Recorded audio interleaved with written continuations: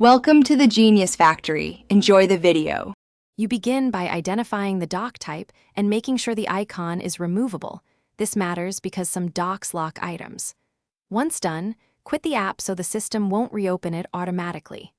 Next, position the pointer on the icon and use a right-click or a click-and-hold gesture to reveal the contextual menu. You're starting actual removal now. Don't go to settings yet. This first step triggers the specific command you need and prevents accidental reattachment while you proceed.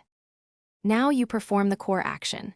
Either select Remove from Dock or Unpin from Taskbar in the menu you opened, which tells the system to detach the shortcut. If that option isn't present, drag the icon off the dock toward the desktop edge until you see the Remove or Puff animation. Then release.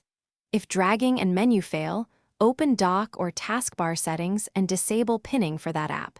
This makes the removal persistent. Make sure to confirm any prompts so the change is saved. Finish by verifying the icon no longer appears after a quick restart of the dock or Explorer. Reboot if necessary to clear cached pins. If the icon returns, inspect startup items and the app's own preferences. Some apps repin themselves on launch, so disable that setting. If you intend to remove the program entirely, use the system uninstall procedure rather than just unpinning.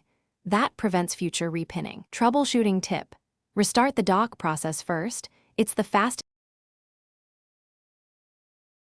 Thanks for watching. If you found this helpful, don't forget to like and subscribe.